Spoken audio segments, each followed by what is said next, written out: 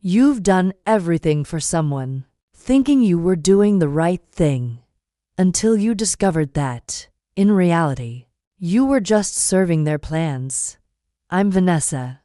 I'm 31 years old, and this is my story of how I paid for an entire wedding and received something completely unexpected in return. My older sister has always been the center of attention. She was the prettiest, the most charismatic, the most popular girl at school. Me? I've always been the second daughter, the one who heard fewer compliments but traveled farther just to be present at family events.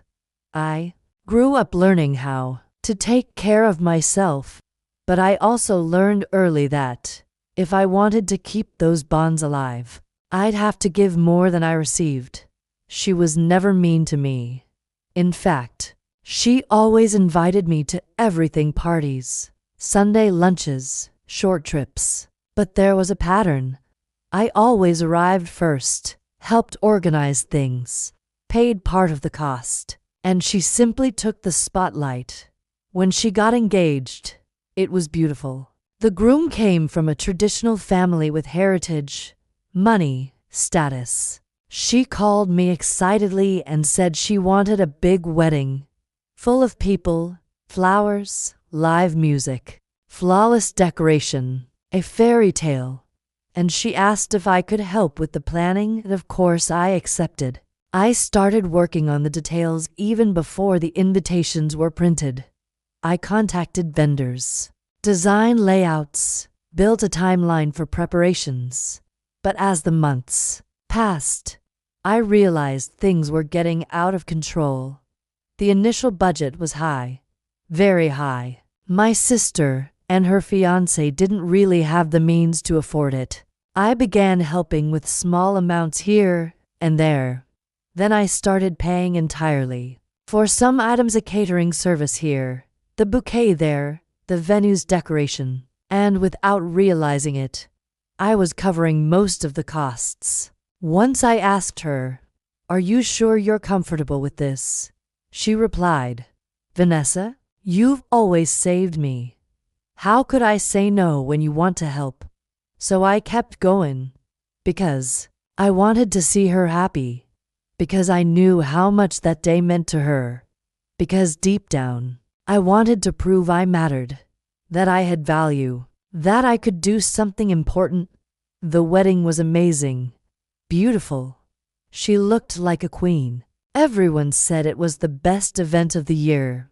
The photos were perfect, the keepsakes flawless. People left impressed, and no one knew I paid half of it. At the party, while everyone toasted the couple's happiness, I simply smiled. I wasn't sad. I was tired, financially shaken. Yes, but still happy for her. Happy because somehow I had contributed to the most important day of her life. A few days later, I got a message from my uncle. A casual conversation. He mentioned, "Your sister told me how much you helped with the wedding. What you did was incredible." I was surprised. Did she actually tell him? I asked. "What do you mean, helped?"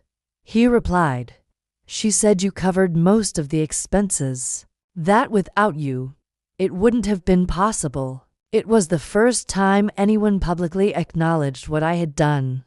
I thought, finally, she saw me. But weeks later came the phone call that changed everything. She called me, nervous, said we needed to talk. We scheduled coffee. When I arrived, she was already there, sitting with the look of someone about to say something difficult. She took a deep breath and said, "Vanessa, I need to apologize." My heart raced. I thought, she'll admit she went too far. She'll say she should have been more transparent. She'll recognize what I did. But that's not what happened. "I know you paid for a lot," she began, "and I know I shouldn't have let it go that far. But you need to understand. I always knew you would." I froze. She continued, Ever since we were kids, you've always been the one to sacrifice, to give. I knew if I asked for help, you'd say yes. And that's exactly what I did. I counted on you, because I knew you'd hold things together. She spoke like it was normal, like I had chosen it, like I had been in control. I didn't answer. I just listened. She ended by saying, "Sorry if it seemed wrong, but you gave me the best wedding in the world. And I know that, if I ever need anything else, you'll be there." She smiled. I didn't. I went home with a hole inside me. Not because of the money, but because I realized I hadn't been chosen as a partner. I had been used as a resource. For weeks, I barely slept. I replayed every message, every decision, every transfer, every bill I had paid. And I realized that I had truly been manipulated. She didn't ask for help. She counted on me, on my kindness, on my generosity, on my difficulty saying no. And truthfully, she didn't even need to that extent. The groom had the means. His parents did too. If they had gone for a smaller event, they could have handled it. But she wanted luxury. She wanted to show she deserved the best. And she knew I'd pay for it. And I was foolish enough to think I was being a good sister. From that day forward, I changed. I restructured my finances, cut unnecessary spending, began studying personal management, investments, financial planning. I started writing articles about how young women can achieve financial independence, became a personal finance consultant, and over time, I started earning real money. Meanwhile, she started reaching out again, first with light messages. "How are you doing?" Then with compliments. "I loved your Instagram profile. You're killing it." Until she asked, "I need your advice. Can I ask for your help?" I said yes. We talked. She wanted to start a business and beauty salon. She needed startup support. She told me her husband didn't want to invest in it, that she needed a partner, someone trustworthy, someone who truly knew her. She looked me in the eyes and said, "Your family, and I know I can count on you." Again, she didn't say please or "I need your opinion." She said, "I know I can count on you." That's when I realized she hadn't learned anything. She still saw me as someone who would always say yes. This time, I said no. It was the first time I stood my ground, set a boundary, showed I existed with my own will. At first, she was upset. Then she tried manipulating me again, said I had changed, that I had become cold, that I wasn't the same sister anymore. I replied, "No, I changed, and now I have boundaries. Before, I was the sister who did everything. Now, I'm the sister who decides what's worth it." She disappeared, unfollowed me on Instagram. Our parents noticed the distance, but didn't question it, and I set myself free. I started taking better care of myself. Stopped trying to prove my worth to people who didn't see it.